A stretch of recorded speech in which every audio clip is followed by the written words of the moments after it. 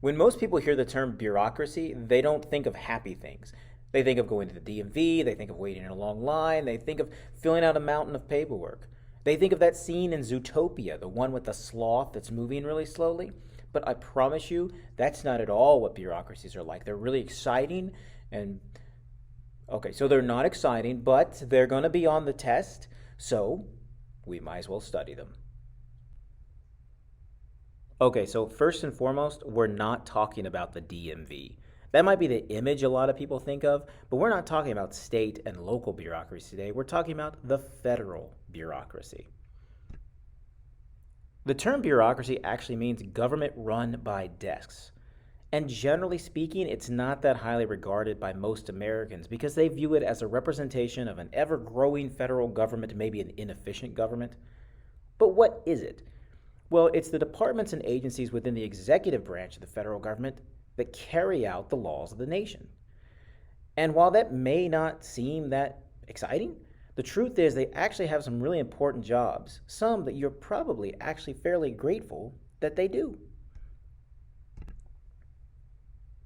Most anyone who works within the federal bureaucracy, the ones who enforce regulations, fair labor practices, environmental regulations, all these sort of things, these folks are bureaucrats. They do everything from inspecting food, like these gentlemen here, to implementing policies. Why, even a teacher, a public school teacher, that's a bureaucrat because they're implementing public policy. A soldier could be considered a bureaucrat because they're implementing policy. These are the folks who make the government run. The bureaucracy is not actually mentioned in the Constitution. The Constitution says it's the responsibility of the president to see that the laws are carried out, that they are executed.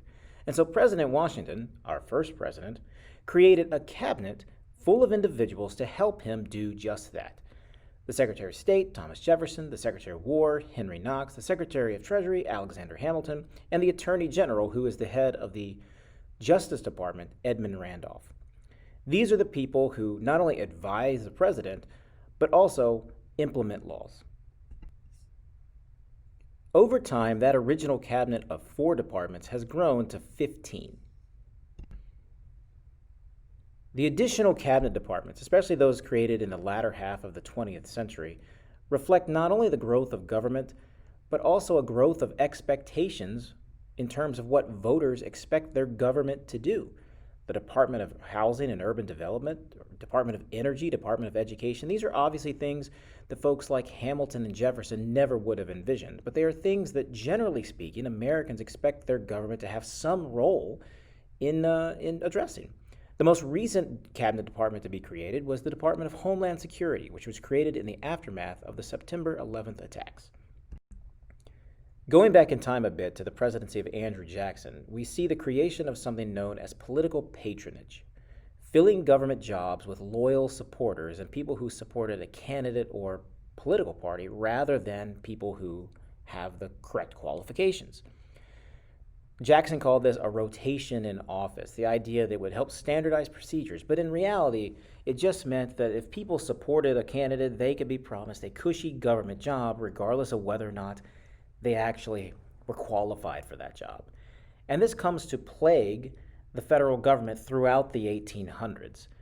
And by the time we get to the latter half of the 19th century, civil service reform, as it was known, became really one of the hallmarks of that era, culminating with the Pendleton Act of 1883, which required some competitive exams for certain jobs within the federal government. In other words, make sure that people are qualified to do the jobs that they're being asked to do.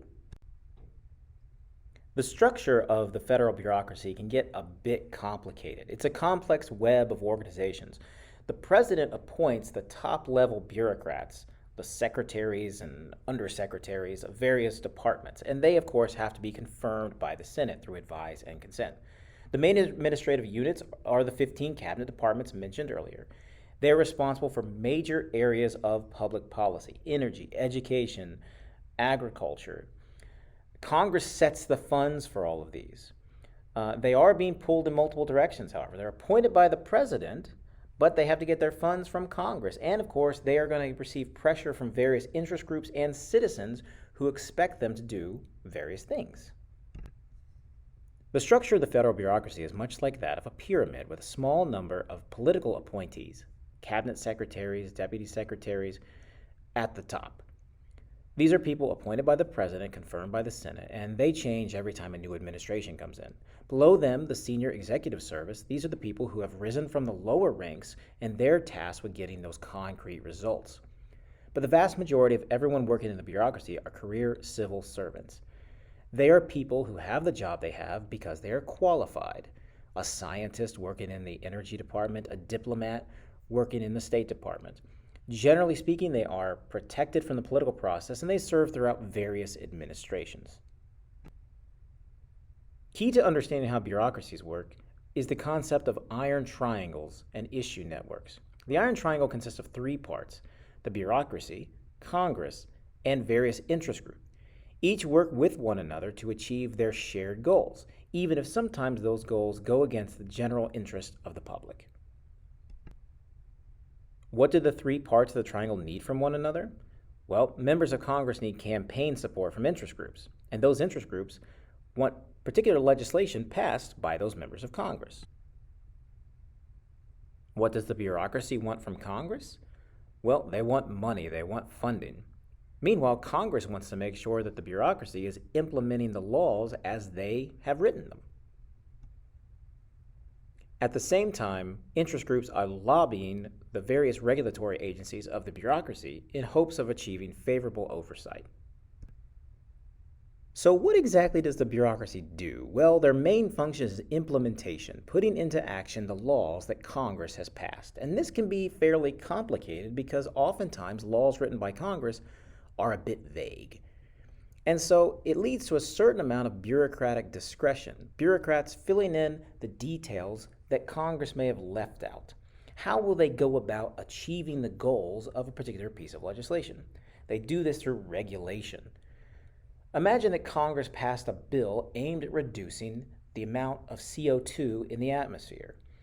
Well, then the bureaucracy might come in and implement a rule that sets the specific amount for the amount of CO2 that a particular power plant is allowed to emit, therefore trying to achieve the goals Congress set forth in the legislation.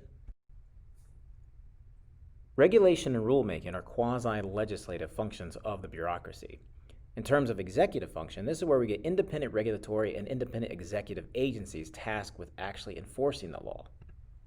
Chances are you've heard of some of these: the Environmental Protection Agency, the Federal Communications Commission, the Federal Trade Commission. The top officials within these agencies are appointed by the president and serve at his discretion. Many of these agencies were created at times in which there was a fair amount of societal change. During the Progressive Era, during the Great Depression, during the 60s and 70s, when people were expecting their government to do more to address the pressing issues of the day. So we've talked about the quasi-legislative functions of the bureaucracy as well as the executive functions. But the quasi-judicial function of the bureaucracy would be bureaucratic adjudication. When disputes arise regarding the implementation or regulation regarding certain public policies, the bureaucracy itself settles that dispute. Finally, it's important to understand that even though cabinet secretaries, the leaders of the bureaucracy, and top-level officials are appointed by presidents, the bureaucracy itself is supposed to be fairly apolitical and more representative of the American people rather than a particular political party or presidential administration. This, for example, is why federal employees are restricted from engaging in political campaigns. Laws such as the Hatch Act prevent them from raising money or promoting a particular candidate. This is designed to separate the institution of government from the political process. After implementing policy, setting rules, and settling dispute, it isn't as if the bureaucracy has free rein to do whatever it wants. Congress has an oversight function. It's their job to evaluate whether or not the bureaucracy is actually meeting the stated objectives set forth in legislation.